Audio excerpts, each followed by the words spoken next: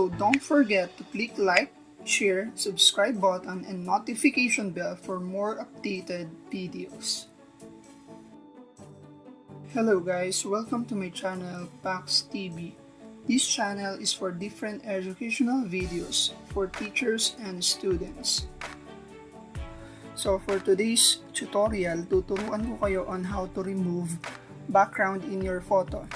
So most of the teachers ay nahihirapan magtanggal ng background because they lack the knowledge in using Photoshop.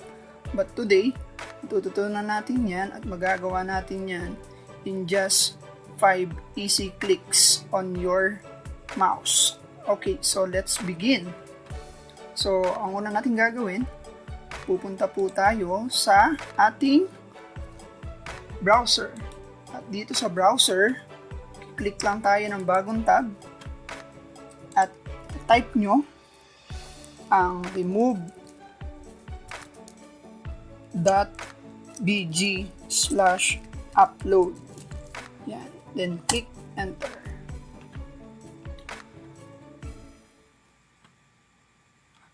Lumitaw na po ang upload an image to remove background. Ang kailangan lang natin gawin ay i-click ang upload image.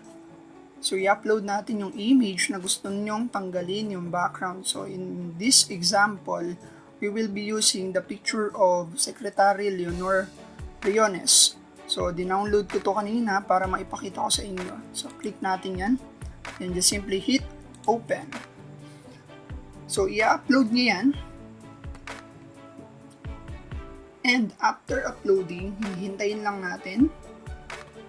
So, yan. So, habang hinihintay natin, don't worry, sit back and relax at makikita ninyo na maya-maya lang tanggal na ang background sa picture ni Leonor Briones. And voila, ayan na po. Tanggal na yung background ni Leonor Briones. So, ang gagawin mo na lang ay i-download. Click download.